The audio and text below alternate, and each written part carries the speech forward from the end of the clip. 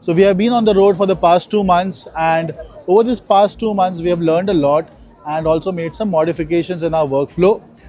That being said, a lot of people in the past 2 months have asked us to elaborate on how we are executing the show and how we are running signals and all of that.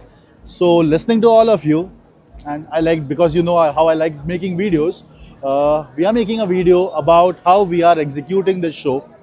Before I dive into the video, let me just show you around with all the screens and everything here. Before that, let me tell you, this is going to be a very raw video because we are about to start the gig and the crowd is already come in, the ambient music is already running, so bear with me with the rawness of this video. Now let's dive into, and let me show you all the screens here. We have Digico Quantum 338 today as our FOH console. We have a screen here which is the lake controller for our entire main frontline PA, which is the Adamson PA. Then we have direct out Prodigy Globcon controller, which is the central control unit. And then we have a smart screen, then we have a multi-track screen. That's all about the screens. Let me show you the core of this, which is our systems rack. So let me show you our systems rack. We have two of these racks going around different cities. So this is my system optimization rack 2, and there's rack 1, which was in the last city and will now head back to our warehouse. These are made by sound.com, and let me show you what we have in our racks. At the very bottom we have a network switch, followed by a rack mount PC, which is basically my lake controller PC. Above that there's another rack mount PC which is taking care of smart and the Globcon controller. We have a LMX88, but we are not using it. We have a sound card, we are not using it because we are running Mi Pro via Dante.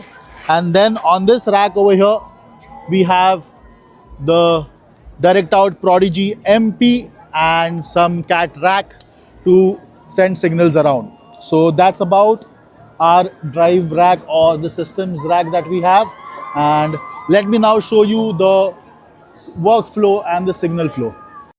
Now let me show you how the entire signal flow is, how we are running backup signals and how we are running consoles backup signals, and how the entire processing is happening. And so to start with, the main signal from the console is coming via MADI, a backup signal is coming via AES, and a third signal is via analog, which is coming directly from the stage rack on the monitor, in the monitor world. Let's move on to the Globcon screen. In the input manager, I have my console left and right, primary as MADI, followed by AES, followed by analog. I've enabled auto switching on the MADI and AES. Analog is like my third backup, and hence it is not auto enabled.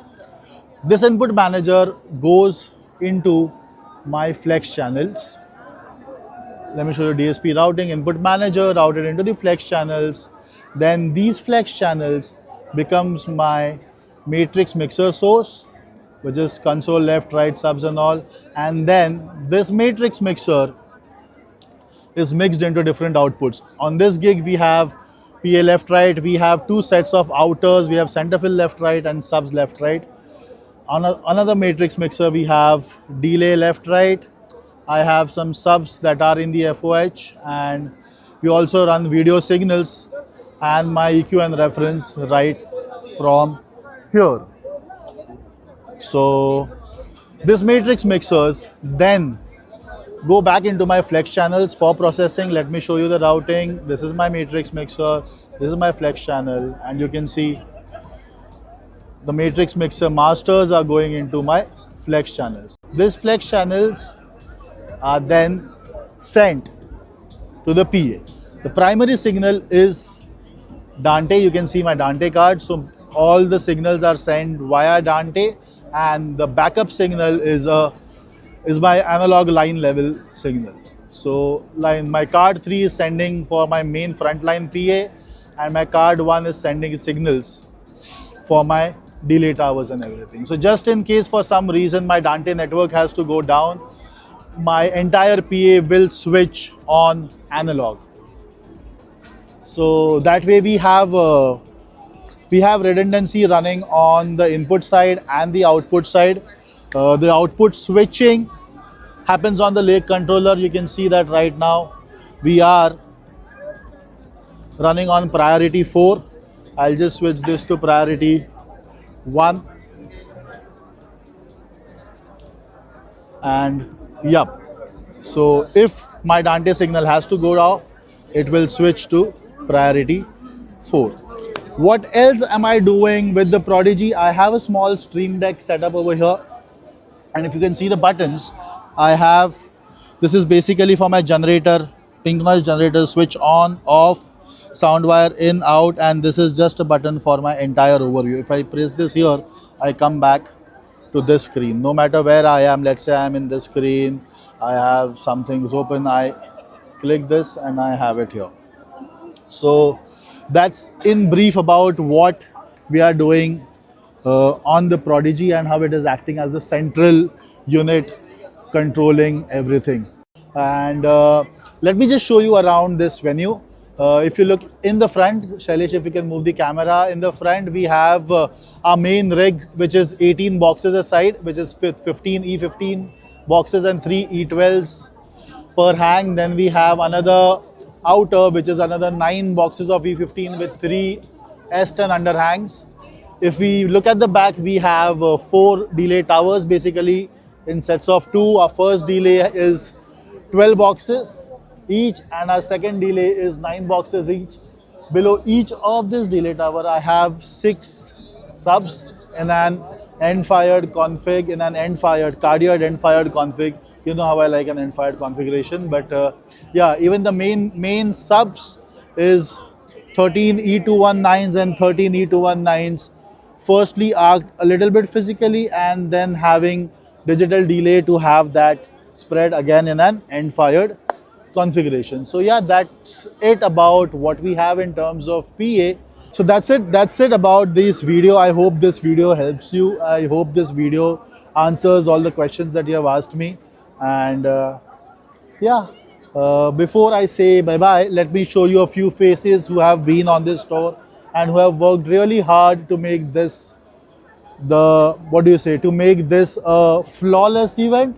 One of these faces is Sidhu right over here. That's Siddharth, who is the guy behind all the system rigging, getting everything on network and sorting me out with every single thing. So that's Sidhu for you. Then we have Alec right here, who is the backbone at the FOH and also the RF tech for this event. And yeah, he takes care of multi-tracking, he takes care of everything related to console patching and everything. So that's Alec, and right behind him we have Dhruv. Dhruv is also the system tech, sorting everything out, running from the FOH to the second delay tower and back to see to it that everything is running perfectly fine. So we have a lot more people who are behind this, who are the faces behind making this a flawless execution, but these are the 3 people right here. And thanks to everyone, thanks to sound.com, thanks to Warren and the entire team for giving all of us this opportunity and for giving us this experience. This is history in the making. Thank you so much.